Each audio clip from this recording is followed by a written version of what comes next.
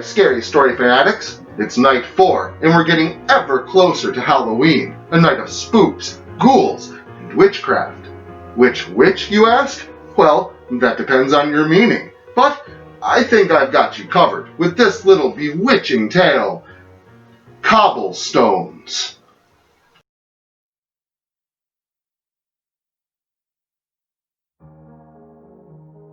The back of our property goes all the way back to the woods.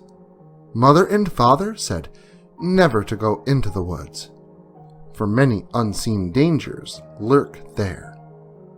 Of course, I did as I was told, even though I was curious as a child.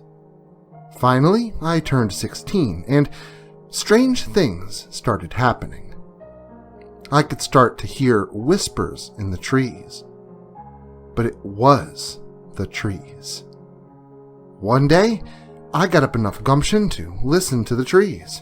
So, I packed a small amount of food, got water from our well, and at first light, I was off before Father woke for chores.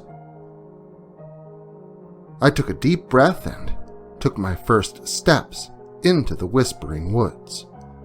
Birds sang. Little critters scurried about. As I walked, I found a road. A cobblestone road. I followed the path for just a little, and I came to a beautiful, small but modest cottage. It had flowers and ivy all around it. Even had a little creek next to it. The door slowly opened. Now, you'd figure to see an elderly woman step out, but no. She was tall, long hair, red as fire, eyes as blue as an ocean. Her skin was the color of cream, and with the sun shining behind her, it made her look angelic. Strange part, she knew my name. I fainted. Clara? Clara. A sweet, kind voice. Are you all right? I don't normally have that effect on people. Well, not many come this way anymore. My name is Tessa. I'm the wood witch around these parts, and I take care of the woodland creatures, travelers that lost their way. Sometimes, if people were sick, they'd come to me. I couldn't believe it. I found a witch in the woods who knows my name, trying to comprehend all of this. She was now telling me that I was destined to be there. With her in the woods, hear her words, to learn, mend. I am centuries old, she said, and I'm getting tired. I have watched you grow and waited until the day where you would come and find me.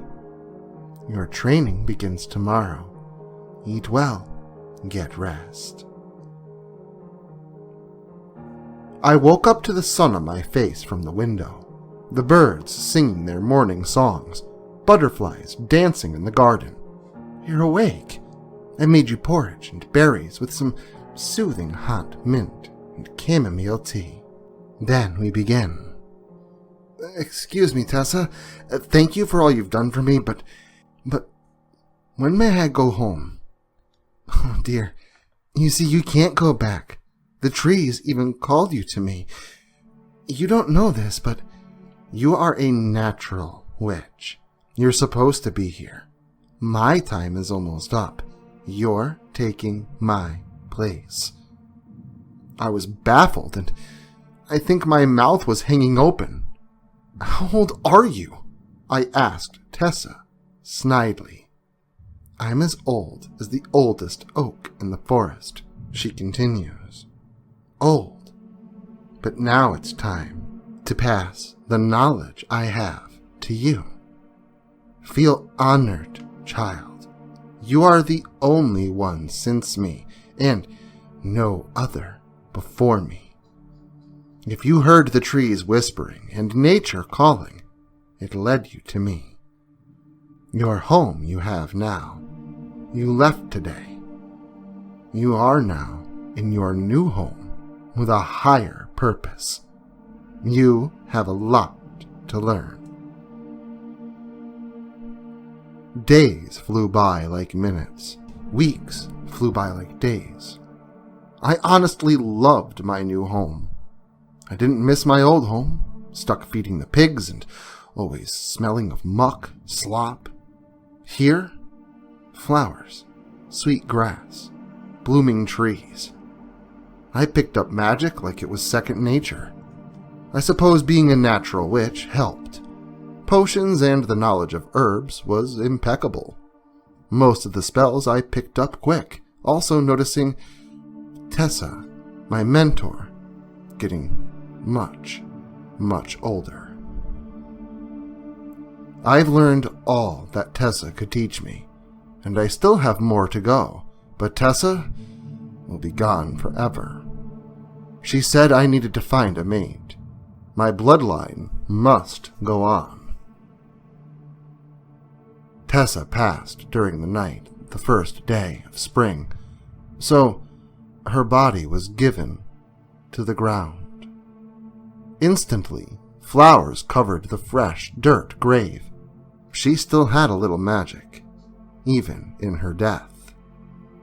Now I protect the woods, waiting for my love to come down the cobblestone trail. I still look very young. I now have many lives before I go. I looked up at the stars tonight, and they tell me that something is coming. Well, some bargains are better than others, to which some aren't even bargains at all. But I suppose there's something to be said about that old crone that lives in the woods behind your house, as she's head over heels for you.